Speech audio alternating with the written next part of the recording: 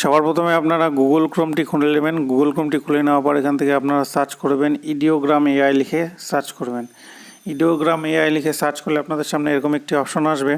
এই অপশনটাতে আপনারা ক্লিক করে নেবেন। ক্লিক করে নেওয়ার পর আপনাদের সামনে এরকম ইন্টারফেস আসবে। আপনারা কী করবেন, এখান থেকে যে কোনো জিমেল দিয়ে আপনাদের ইডিওগ্রাম এআই এখান থেকে লগ ইন করে নেবেন। তো আমি জিমেল দিয়ে লগ ইন করে নিয়েছি, আপনারা লগ ইন করে নেবেন। লগ ইন করে নেওয়ার পরে যেখানে প্লাস বাটনটি দেখতে পাচ্ছেন, এই প্লাস বাটনটিতে আপনারা একবার ক্লিক করবেন। ক্লিক করে এখান থেকে একটি ডেসক্রাইব লিখবেন।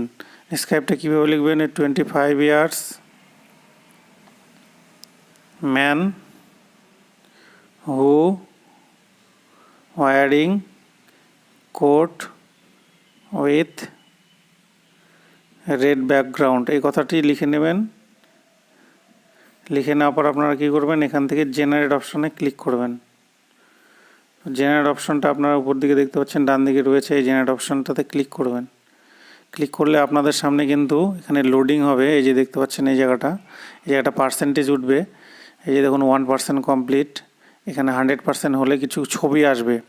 আমি যে লেখাটি ডিসক্রাইব করলাম সেই ডিসক্রাইব লেখার অনুযায়ী অনেকগুলো কিন্তু ছবি আসবে। তো আমি যে কোনো একটি ছবি এখান থেকে নিয়ে নেব। তো জেনারেশন কমপ্লিট দেখাচ্ছে, তো এখান থেকে আমরা দেখে নেব কেমন কেমন ছবি আসছে। দেখুন আমি যে লেখাটি লিখেছিলাম এখান থেকে সেরকম 4টি ছবি এসছে। তো এর মধ্যে থেকে আমাদের এই ডান দিকের এই ছবিটি ভালো লাগছে, সেজন্য আমরা এই ছবিটিকে চুজ করব।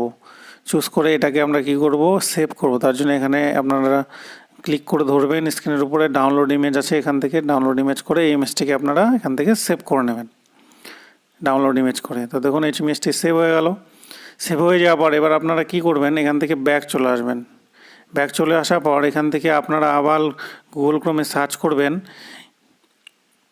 Remaker AI. দেখুন রিমেকার এআই এটা লিখে সার্চ করবেন। সার্চ করে দিলেই কিন্তু আপনাদের সামনে একটা দারুণ ইন্টারফেস আসবে রিমেকার এআই।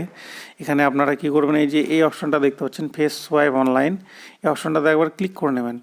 ক্লিক করলে এখানে কিন্তু আপনাদের ফেস পরিবর্তন করার জন্য দুটো অপশন দেবে। এই যে আপলোড অরিজিনাল ইমেজ, মানে আপনি যে ইমেজটি এখন ডাউনলোড করলেন সেই ইমেজটি এখানে কিন্তু দিয়ে দিতে হবে। তো আমি এই ইমেজটি এখান থেকে দিয়ে দিচ্ছি। এই ইমেজটিকে দিয়ে দিলাম, ডান করে দিলাম। এই ইমেজটি চলে আসলো। এবার আপনারা আপনাদের যে ছবির ফেসটাকে এই ইমেজের সাথে পরিবর্তন করতে যাচ্ছেন সেই ছবিটা আপনারা কিন্তু এইখানটায় দিয়ে দেবেন। তো আমি এখান থেকে একটি ছবি আপলোড করে দিচ্ছি। আপনারা যে কোনো ছবি এখানে আপলোড করতে পারেন আপনাদের মন পছন্দের মতো। তো আমি এখান থেকে একটি ছবি আপলোড করে নিচ্ছি। তো আমি এখান থেকে এই ছবিটিকে আপলোড করে দিলাম। দেখুন আমার এই ছবিটিকে আপলোড করে দিলাম।